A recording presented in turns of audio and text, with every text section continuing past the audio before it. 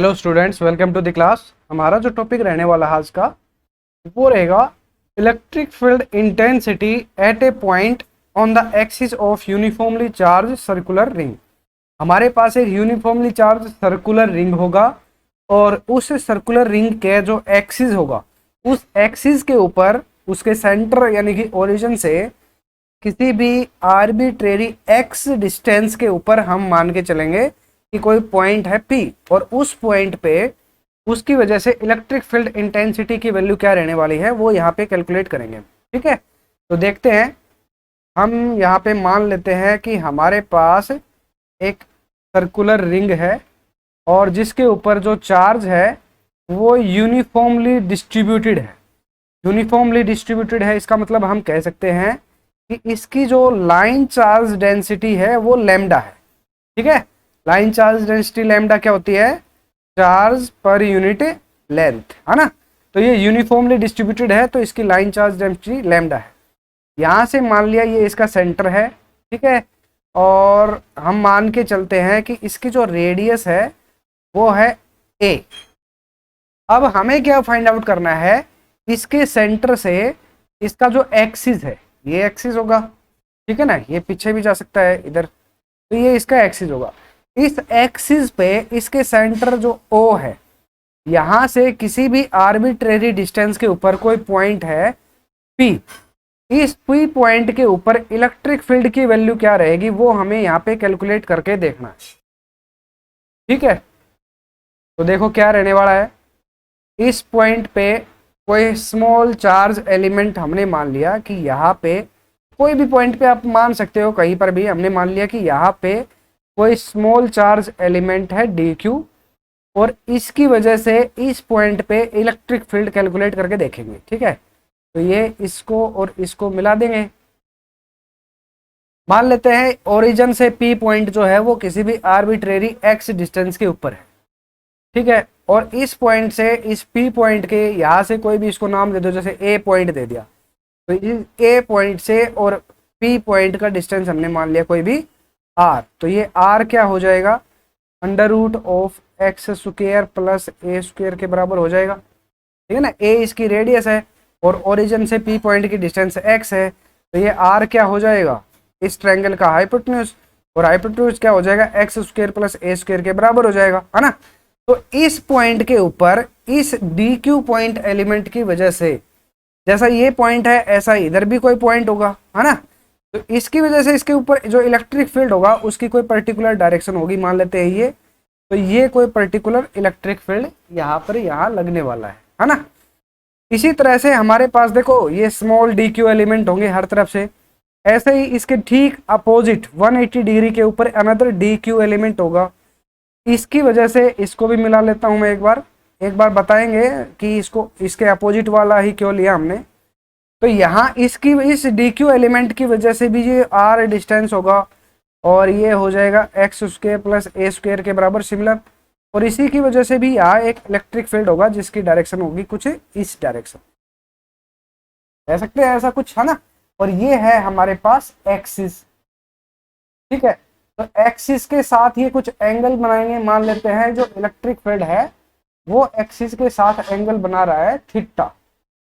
तो यहाँ ये जो थीटा एंगल बना रहा है, अब देखो रिजल्टेंट इलेक्ट्रिक फील्ड हमें यहाँ से फाइंड आउट नहीं हो रहा है, तो इसको फाइंड आउट करने के लिए हम क्या करने जा रहे हैं, इसको टू परपेंडिकुलर कंपोनेंट्स में रिजोल्व कर लेते हैं। तो एक बार तो ये जो DE एलिमेंट है इसको टू परपेंडिकुलर कंपोनेंट्स में जब रिजोल्व करेंगे तो ये जो DE एलिमेंट है ये दो कंपोनेंट्स में रिजोल्व हो जाएगा और अलोंग टू द एक्सिस हो जाएगा DE कोस ऑफ थीटा और परपेंडिकुलर में हो जाएगा DE साइन ऑफ थीटा। ठीक है, ऐसे ही इस DE एलिमेंट को जब दो परपेंडिकुलर कंपोनेंट्स में हम रिजोल्व करेंगे तो हमारे पास इधर आ जाएगा DE साइन ऑफ थीटा, और इसकी वजह से जो अलोंग द एक्सिस आएगा, क्योंकि ये एंगल थीटा है, तो अलोंग द एक्सिस जो कंपोनेंट आएगा वो आएगा DE कोस ऑफ थीटा। मेरे कहने का मतलब ये है कि कहीं पर भी अगर हम DQ एलिमेंट लेकर के चलते हैं, मान लेते हैं मैंने दूसरा DQ एलिमेंट यहाँ ले लिया, ठीक है, तो इसके अपोजिट डायरेक्शन में यहाँ पर भी कोई डी क्यू एलिमेंट होगा, है ना। तो इसकी वजह से और इसकी वजह से जो इलेक्ट्रिक फील्ड होगा वो अपोजिट डायरेक्शन में होंगे। तो जब इसको परपेंडिकुलर कंपोनेंट्स में रिजोल्व करेंगे तो देखो ये d E sine of theta और ये भी d E sine of theta है, मैग्नीट्यूड यहाँ पे डी ई है। तो किसी भी स्मॉल चार्ज की वजह से जो इलेक्ट्रिक फील्ड होता है वो क्या होता है, 1/4πε0 चार्ज ओवर डिस्टेंस का स्क्वायर, यही होता है ना इलेक्ट्रिक फील्ड की वैल्यू। तो इन दोनों की वजह से इस डी क्यू एलिमेंट का इलेक्ट्रिक फील्ड और इस डी क्यू की वजह से जो इलेक्ट्रिक फील्ड होगा, इन दोनों का मैग्नीट्यूड बराबर ही रहेगा, है ना, इक्वल रहेगा दोनों का मैग्नीट्यूड। तो ये वाला जो साइन के कंपोनेंट है ये बिल्कुल अपोजिट है एक दूसरे के 180 डिग्री। तो ये एक दूसरे को क्या कर देंगे, कैंसिल आउट रहेंगे। रिजल्टेंट इलेक्ट्रिक फील्ड जो रहने वाला है वो सिर्फ जो इलेक्ट्रिक फील्ड का कोसाइन ऑफ कंपोनेंट है उसकी वजह से ही रहने वाला है। ठीक है, इतनी चीज समझ में आई। अब इसका मैथमेटिकल एक्सप्रेशन देखते हैं। तो net electric field P point के ऊपर, हम पी पॉइंट के ऊपर इलेक्ट्रिक फील्ड की वैल्यू कैलकुलेट करना चाह रहे हैं। तो देखो, तो जो डी ई एलिमेंट है एट पॉइंट पी वो कितना है, 1/4πε0 D Q over R square. हमारे पास जो आर है वो कितना है, √x² प्लस ए स्क्वायर के बराबर है। ठीक है, ये हो गया एक एलिमेंट की वजह से, जो डी क्यू एक एलिमेंट है। ऐसे ऐसे ऐसे ऐसे डी क्यू एलिमेंट पूरी जो सरकमफेरेंस है, जो हमारे पास सर्कुलर रिंग बन रही है, उसकी पूरी सरकमफेरेंस को large number of small D Q elements में हमने तोड़ा। तो जो टोटल इलेक्ट्रिक फील्ड रहेगा, टोटल इलेक्ट्रिक फील्ड रहेगा इस पूरी सर्कुलर रिंग की वजह से वो क्या रहेगा, इसका इंटीग्रेशन, है ना। और इंटीग्रेशन कहाँ से कहाँ हो जाएगा, इंटीग्रेशन करेंगे तो इंटीग्रेशन क्या हो जाएगा, 1/4πε0 D Q over R square का इंटीग्रेशन हो जाएगा। इंटीग्रेशन की लिमिट की अगर बात करें तो लिमिट कहाँ से कहाँ हो जाएगी, इनिशियल पॉइंट अगर 0 ले तो पूरा सरकमफ्रेंस क्या होता है, 2πr होता है। और r किस रेडियस किसके बराबर है, a। तो 0 से 2πa तक उसका इंटीग्रेशन कर देंगे तो ये हो जाएगा कंप्लीट सर्कुलर रिंग का जो सरकमफेरेंस के कोरस्पॉन्डिंग इंटीग्रेशन कर देंगे इसका डी क्यू एलिमेंट। अब हमने बताया था कि चार्ज जो है वो यूनिफॉर्मली डिस्ट्रीब्यूटेड है, तो डी क्यू किसके बराबर हो जाएगा, लैम्डा डी एल के बराबर हो जाएगा, है ना। तो डी क्यू की जगह लैम्डा डी एल वैल्यू यहाँ पे हम पुट कर देते हैं इस इक्वेशन में। तो यहाँ से क्या हो जाएगा, जो टोटल इलेक्ट्रिक फील्ड है वो हो जाएगा 0 से 2πa 1/4πε0 डी क्यू क्या है, लैम्डा डी एल और divided by r square. R की वैल्यू भी पुट कर देते हैं यहाँ से, आर किसके बराबर हो जाएगा, x² प्लस ए स्क्वायर का अंडर रूट। ठीक है, तो आर की वैल्यू क्या हो जाएगी, देखो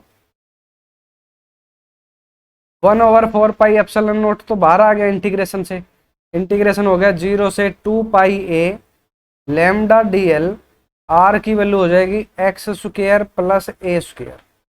ठीक है, डीएल क्या है, लेंथ एलिमेंट। तो डीएल लेंथ एलिमेंट है।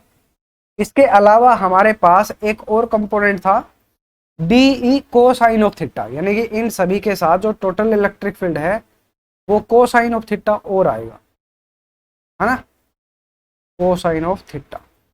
अब हमारे पास जो ट्रायंगल बन रही है, देखो इस ट्रायंगल में जब हम बात करें तो इस ट्रायंगल के अंदर ये एंगल थीटा है, तो मतलब ये वाला एंगल थीटा हो जाएगा। तो इस ट्रायंगल के अंदर ये वाला हो गया परपेंडिकुलर, ये वाला हो गया हमारे पास बेस और ये वाला हाइपोटेन्यूज हो गया, है ना। तो कोसाइन ऑफ थीटा इसके अकॉर्डिंग किसके बराबर हो जाएगा, कोसाइन ऑफ थीटा वो किसके बराबर होता है, बेस और डिवाइडेड बाय हाइपोटेन्यूज, है ना, यही होता है ना। तो बेस डिवाइडेड बाय हाइपोटेन्यूज हो जाएगा। तो बेस कितना है हमारे पास x और हाइपोटेन्यूज क्या है, √x² प्लस ए स्क्वायर के बराबर। तो कोसाइन ऑफ थीटा की वैल्यू आ गई x divided by √x² plus A square. ये वाली वैल्यू हमारे पास जो नीचे लास्ट में इक्वेशन आई है कोसाइन ऑफ थीटा की जगह पुट कर देंगे। तो कोसाइन ऑफ थीटा की जगह आ जाएगा x divided by √x² plus A square. ठीक है, ये क्या था इसका स्क्वायर, या आर स्क्वायर है ना। तो ये देखो क्या बन जाएगा, 1/4 4 पाई एप्सिलॉन नॉट 0 से 2 pi A lambda D L divided by under root X square plus इसका स्क्वायर हो जाएगा, तो एक्स स्क्वायर प्लस ए स्क्वायर हो गया कंप्लीट। यहाँ कोसाइन ऑफ थीटा की वैल्यू आ गई X divided by under root X square plus A square. ठीक है, अब ये वाली वैल्यू आ गई। अब इन दोनों को कंबाइन करके लिख सकते हैं। यहाँ से हम 1/4 पाई एप्सिलॉन नॉट 0 से 2 pi A lambda D L into X. ये x की पावर, इसकी पावर 1 है, ये 1/2 है। 1 + 1/2, जब बेस सेम हो तो पावर ऐड हो जाती है, तो ये क्या हो जाएगा 3/2। तो एक्स स्क्वायर प्लस ए स्क्वायर की पावर हो जाएगी हमारे पास 3/2। इंटीग्रेशन को सोल्व कर दो। लैम्डा और x का तो इंटीग्रेशन होगा नहीं, सिर्फ जो लेंथ एलिमेंट dl है उसका इंटीग्रेशन होगा।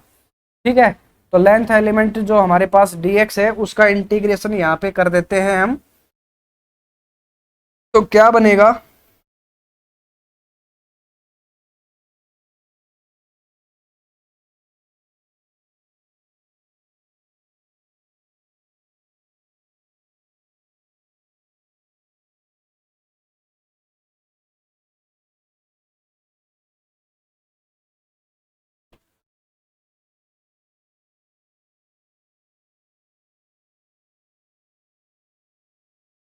या तो इसको क्यों लिख लो, लैम्डा इंटू 2 पाई ए, चलो वैसे कर लेते हैं। ठीक है, ये क्या बन जाएगा 1/4 पाई एप्सिलॉन नॉट, और इंटीग्रेशन से बाहर आ जाएगा x divided by x square plus A square raise to power 3/2। Integration हो जाएगा 0 से 2 पाई ए, सिर्फ डी एल एलिमेंट, लैम्डा भी बाहर आ गया। डी एल क्या हो जाएगा, डी एल का इसका इंटीग्रेशन यही कर देते हैं एक बार। ठीक है, ये तो एज इट इज ये वाली टर्म, इसका इंटीग्रेशन क्या हो जाएगा एल, और एल हो जाएगा 0 से 2 pi A, upper limit minus lower limit. ये वाली टर्म तो एज इट इज आ जाएगी, और इसके साथ में आ जाएगा 2 पाई ए। इंटीग्रेशन जो वैल्यू है इस वाले इंटीग्रेशन की, इसकी वैल्यू आ जाएगी 2 पाई ए। ठीक है, तो इसका जो हमारे पास टोटल इलेक्ट्रिक फील्ड जो हो जाएगा वो क्या हो जाएगा 1/4 pi epsilon not lambda x into 2 pi A divided by x square plus A square की पावर 3/, ये वाली वैल्यू आ गई टोटल इलेक्ट्रिक फील्ड। ठीक है, अब देखो लैम्डा क्या है, line charge density of the circular ring, और सर्कुलर रिंग की टोटल लेंथ क्या है, क्योंकि a इसकी रेडियस थी तो 2 पाई a इसकी लेंथ हो गई, है ना। तो total lambda into 2 pi a जो हो जाएगा, इसको मैं लिख सकता हूं टोटल चार्ज। क्या हो जाएगा ये, total charge on the ring. ठीक है, रिंग के ऊपर जो टोटल चार्ज है वो इसके बराबर हो जाएगी। तो ये वाली जो टर्म है लैम्डा इंटू 2 पाई a, ये हो जाएगा टोटल चार्ज। ठीक है, तो इसको मैं लिख सकता हूं, मान लेते हैं कैपिटल Q हो जाएगा टोटल चार्ज, और multiply by x 4 pi epsilon naught और x square plus A square raise to power 3/2 हो जाएगा। ठीक है, देखो ये चार्ज कैसे हो गया, 2 पाई ए क्या है टोटल लेंथ। ठीक है, और लैम्डा जो लाइन चार्ज डेंसिटी होती है वो क्या होती है, charge divided by length, charge per unit length होता है। तो टोटल चार्ज अगर Q है और लेंथ नीचे आ गया 2 पाई ए, तो लैम्डा को 2 पाई ए से मल्टीप्लाई कर देंगे तो टोटल चार्ज आ जाएगा। तो लैम्डा इंटू 2 पाई ए टोटल चार्ज कैपिटल Q से हमने रिप्रेजेंटेशन दे दिया। तो ये तो आ गया मेरे पास फाइनल एक्सप्रेशन किसके लिए, electric field due to a uniformly charge circular ring at on the axis of the ring at any point at P at an arbitrary distance x from the center of the ring। ठीक है, अगर यहाँ पे जो point P है इसको हम थोड़ा और दूर दूर दूर लेते जाएं, अगर काफी इसको मान लेते हैं कि P पॉइंट है वो रिंग से काफी दूर है, मतलब कह सकते हैं कि जो रेडियस ऑफ द रिंग है उसके कंपैरिजन में जो distance of the point P है from the centre of the ring वो काफी दूर है, यानी कि जो x की वैल्यू है वो एज कंपेयर टू a काफी बड़ी है। तो हम उस केस में हम लिख सकते हैं कि जो एक्स स्क्वायर प्लस ए स्क्वायर है वो अप्रोक्सीमेटली इक्वल हो जाएगा एक्स स्क्वायर के, है ना। तो हमारे पास जो नेक्स्ट एक्सप्रेशन आएगा इसके लिए वो क्या हो जाएगा, मैं इसको लिख रहा हूं कि जो ई हो जाएगा वो क्यू इंटू एक्स, तो ऊपर रहेगा, नीचे रहेगा 4 pi epsilon not x square plus A square है ये वाली टर्म, ये एक्स स्क्वायर के बराबर हो जाएगी और इसकी पावर हो जाएगी 3/2। तो ये 2 से 2 कैंसिल आउट हो जाएगा, नीचे बच गया एक्स क्यूब। तो Q into x 4 pi epsilon naught और नीचे बच गया एक्स क्यूब, एक एक्स से एक एक्स कैंसिल आउट हो गया तो नीचे बच गया एक्स स्क्वायर। तो ये क्या हो गया हमारे पास, ई जो है वो हो गया Q over 4 pi epsilon not of x square. X क्या है, distance of the point P from the centre of the ring, ठीक है, यूनिफॉर्मली चार्ज रिंग।